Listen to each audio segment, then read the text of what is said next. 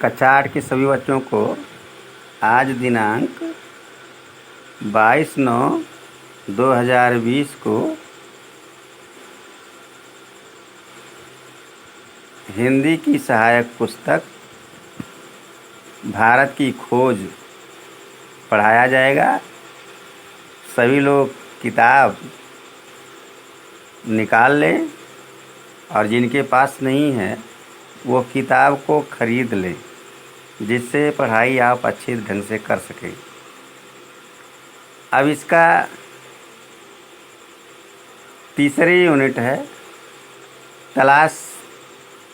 Unit 2 तलाश उसकी तीसरी यूनिट है या तीसरा भाग है भारत की तलाश।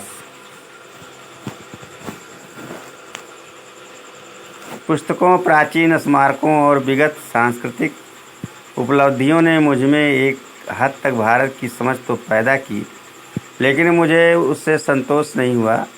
ना ही मुझे वह उत्तर मिला जिसकी मैं तलाश कर रहा था। वर्तमान मेरे लिए और मुझ जैसे बहुत से और लोगों के लिए मध्ययुगीनता, भयंकर गरीबी एवं दुर्गति और मध्य वर्ग की कुछ सतही आधुनिकता का विचित्र मिश्रण है। मैं अपने वर्ग और अपनी किस्म के लोगों का प्रशंसक नहीं था, फिर भी भारतीय संघर्ष में नेतृत्व के लिए मैं निश्चित रूप से मध्य वर्ग की ओर देखता था। यह मध्य वर्ग स्वयं को बंदी और सीमाओं में जकड़ा हुआ महसूस करता था और खुद तरक्की और विकास करना चाहता था। अंग्रेजी शासन के ढांचे के भीतर ऐसा न कर पाने के कारण उसके भीतर विद्रोह की चेतना पनपी, लेकिन यह चेतना उस ढांचे के खिलाफ नहीं जाती थी जिसने हमें रौंद दिया था। ये उस ढांचे को बनाए रखना चाहते थे और अंग्रेज़ों को हटाकर उसका संचालन करना चाहते थे। ये मध्य वर्ग के लोग इस हद तक इस ढांचे की पैदाइश थे कि उसे चुनौती देना या उससे उखाड़ फेंकने का प्रयास करना इनकी बस की बात नहीं थी। प्यारे बच्चों, लेखक कहता है कि अब हम भारत की तलाश करना शुरू कर दिए। पुस्तकों, प्राचीन स्मारकों और विगत सांस्कृतिक उपलब्धियों ने मुझ में एक सीमा तक भारत की समझ तो पैदा की, लेकिन मुझे उससे संतोष नहीं हुआ। ना ही मुझे यह उत्तर ही मिल सका जिसकी तलाश में मैं इधर उधर भटक रहा था। वर्तमान मेरे लिए और मुझ जैसे बहुत से लोगों के लिए मध्ययुगीनता, भयंकर गरीबी एवं दुर्गति और मध्य वर्ग की कुछ सतही आधुनिकता का विचित्र मिश्रण है। मैं अपने वर्ग और अपनी किस्म के लोगों का प्रशंसक नहीं था, फिर भी भारतीय संघर्ष में नेतृत्व के लिए मैं निश्चित रूप से मध्य वर्ग की ओर देखता था। यह मध्य वर्ग स्वयं को बंदी और सीमाओं में जकड़ा हुआ महसूस करता था और खुद तरक्की और विकास करना चाहता था, लेकिन अंग्रेजी शासन के ढांचे के भीतर ऐसा न कर पाने के कारण उसके भीतर विद्रोह उत्पन्न होने लगा।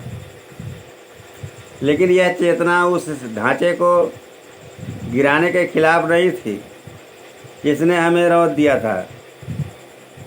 वह उस ढांचे को बनाए रखना चाहते थे और अंग्रेज़ों को हटाकर वो उनका संचालन करना चाहते थे। ये मध्य वर्ग के लोग इस हद तक इस ढांचे की पैदाइश थे कि उसे चुनौती देना या उसे उखाड़ फेंकने का प्रयास करना उनके बस की बात नहीं थी। नई ताकतों ने सिर उठाया और वह हमें ग्रामीण जनता की ओर ले गई। पहली बार एक नया दौर और दूसरे ढंग का भारत उन युवा बुद्धिजीवियों के सामने आया जो इसके अस्तित्व को लगभग भूल ही गए थे या उसे बहुत कम अहमियत देते थे। यह दृश्य बेचैन कर देने वाला था, इसलिए कि उसने हमारे कुछ मूल्यों और निष्कर्षों में संदेह उत्पन्न कर दिया था। तब हमने भारत के वास्तविक रूप की तलाश शुरू की और इससे हमारे भीतर ही इसकी समझ और द्वंद्व दोनों ही पैदा हुए। कुछ लोग इस ग्रामीण समुदाय से पहले से परिचित थे इसलिए उन्हें कोई नया उत्तेजक अनुभव नहीं हुआ, पर मेरे लिए यह सही अर्थों में नई तलाश के लिए यात्रा थी। गोया कि मुझे बराबर अपने लोगों की असफलताओं और कमजोरियों का दर्द भरा एहसास रहता था, पर भारत की ग्रामीण जनता में कुछ ऐसा था जिसे परिभाषित करना कठिन है, पर उसने मुझे बराबर आकर्षित किया। उनमें कुछ ऐसी बात थी जो मध्य वर्ग में अनुपस्थित थी। प्यारे बच्चों, लेखक कहता है कि नई ताकत और ग्रामीण जनता की ओर सिर उठाए हुए अपनी ओर खींच रही थी। पहली बार एक नए दौर की शुरुआत हुई और भारत उन युवा बुद्धिजीवियों के सामने आया जो इसके अस्तित्व को लगभग भूल चुके थे, उसे बहुत कम अहमियत देते थे। यह दृश्य बेचैन कर देने वाला था, इसलिए कि उसने हमारे कुछ मूल्यों और निष्कर्षों में संदेह उत्पन्न कर दिया। तब हमने भारत के वास्तविक रूप की तलाश करना शुरू कर दिया और इससे हमारे भीतर इसकी समझ और द्वंद्व दोनों ही पैदा हुई।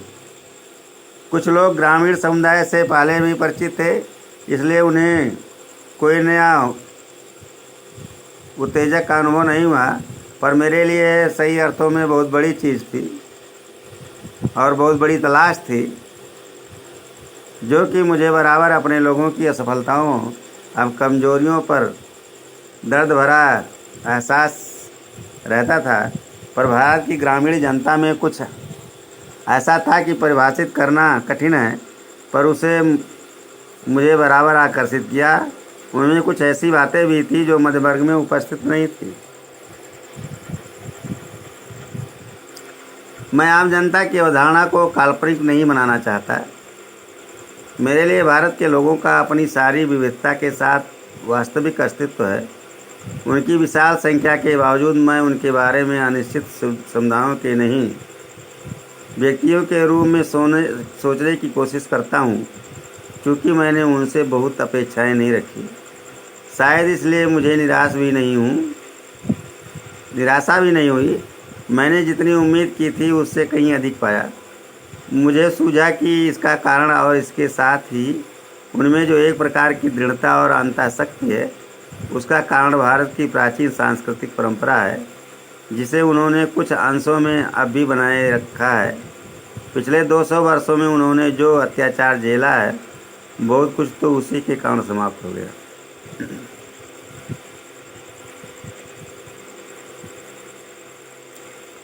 फिर भी कुछ तो ऐसा बच रहा है जो सार्थक है, और उसके साथ बहुत कुछ ऐसा है जो निरर्थक और अनिष्टकर है।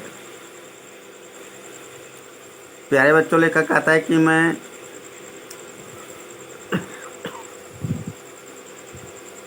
आम जनता की अवधारणा को काल्पनिक नहीं बनाना चाहता।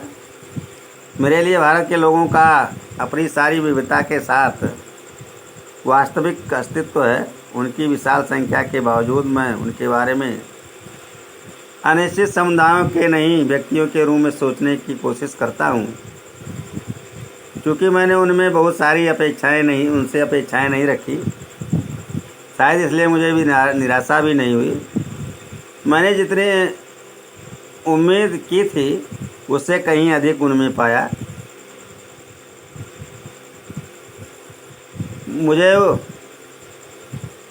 एक उपाय सूझा कि इसका कारण और इसके साथ ही उसमें एक जो नए प्रकार की दृढ़ता और अंतःशक्ति है, मैं अभी बचाए रखा है उसको।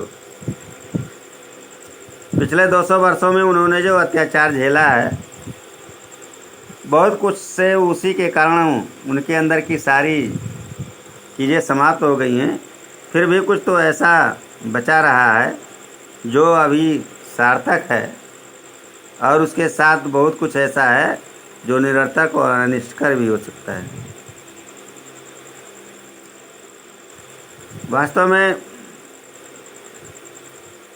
भारत की जो मौजूदा स्थिति थी वो बहुत अच्छी नहीं थी, क्योंकि हम अपने पुराने इतिहास को भूल चुके थे और अंग्रेज़ों के अत्याचार से हम इतने दबे हुए थे कि हम ऊप तक नहीं कर सकते थे। अगर कोई भी कार्य करने के लिए हम तैयार होते थे तो उसमें सबसे पहले बाधा हमारे अपने ही लोग पड़ते थे, जिससे कार्य सुचारू रूप से नहीं हो सकता और हम कुछ ऐसा कर भी नहीं सकते थे। इसलिए हम निरर्थक और अनिष्टकारी रूप में अपना जीवन यापन कर रहे थे।